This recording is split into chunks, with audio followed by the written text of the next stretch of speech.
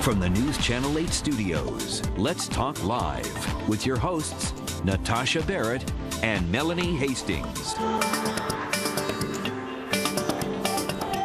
Going to a job interview can be very daunting, especially for young college grads who've really never been through the process before.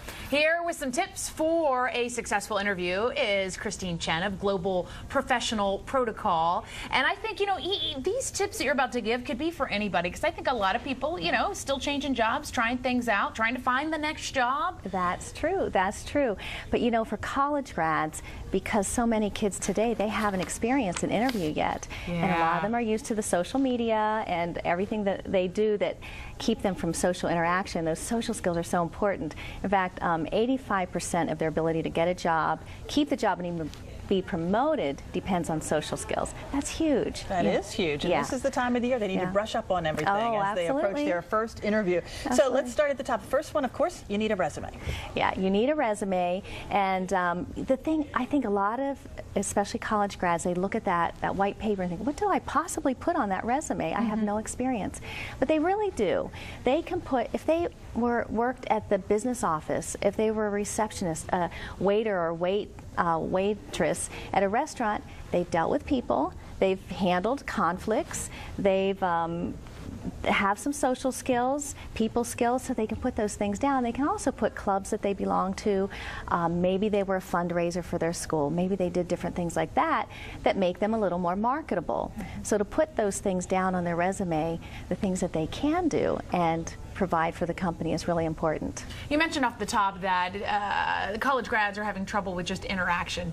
Are they really failing at their first interview because they don't know how to keep the conversation going? What have you heard? Well, I'll tell you, a few years ago, after I did a program, an attorney came up to me and he said, I want to tell you a story. He said, I had a law student come into my firm, and he was in D.C., and he said he showed up late to begin with, and when he came in, he didn't come over and shake my hand. He just started complaining about the dumb parking attendant downstairs that couldn't park his car fast enough and all. And he said, I shook his hand and I showed him the door. Yeah, I bet. He said, but this kid looked great on paper. But he didn't have the social skills, and he didn't want to train him in those areas. Well, that's a mess right there, to not know the common courtesies of even showing up on time, calling, any of that. And that's why the interview is so important, because if they didn't have that face-to-face, he wouldn't have known. He would have looked great on paper. Exactly. And that's the thing. Your book knowledge, and if you had a high GPA, did well, it may not translate into, I'm going to get that job. It's the little things. They count. It just proves it. Yeah, it is the details, and they have to do their homework. And that means research the company, look at the news, see what's trending in that industry, show that you have an interest in the company that you're interviewing with. If you go there and ask questions that are easily found on their website, it doesn't show that you did your homework. But while you're doing that research, jot down maybe 10 questions. And when you're there, be prepared to ask a couple of those, maybe not all 10, but be prepared when you show up. Practice with your family or friends before you go.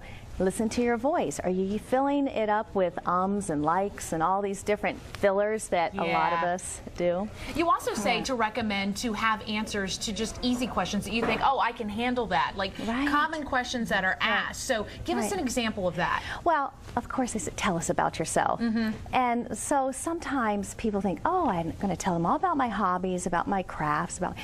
That's kind of nice, maybe later if you have the opportunity, but right up front, you want to make sure that they see that you're a fit for their organization, that you have marketable skills. So talk about some of those things that you do well beforehand.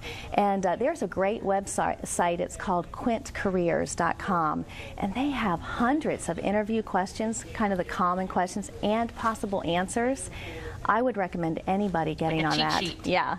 So you can along.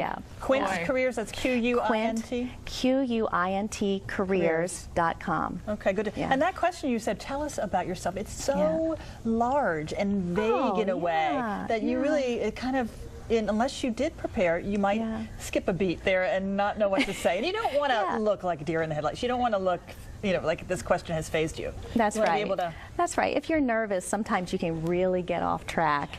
So you want to practice before you get there, and then when you get there, be prepared. And if you are prepared, you'll be confident when you show up, when you walk into the door.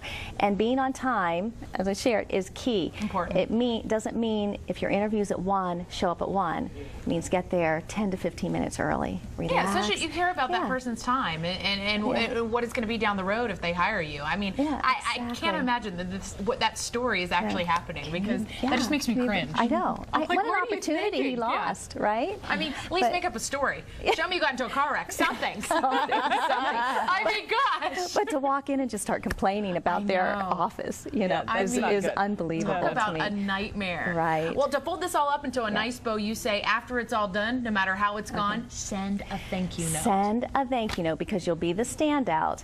But while you're there, make sure you shake hands, smile, make eye contact.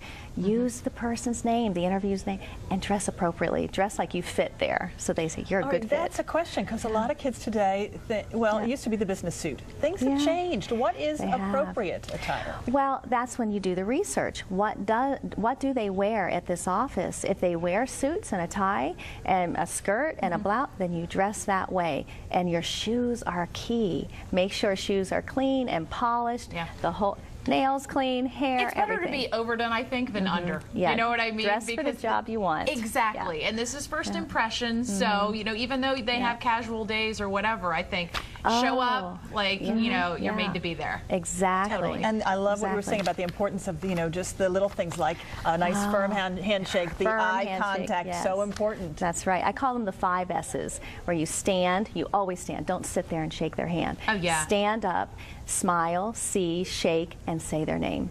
There you go. So just remember those 5 S's. And don't slump. No, good posture. Yeah, there you go. There you go. 6 S's. Christine Chen, Global Professional Protocol. Thanks so much. Thank you. Christine, good to have you. Thank you. Up next, lots more gossiping to do. We'll see you in a couple minutes.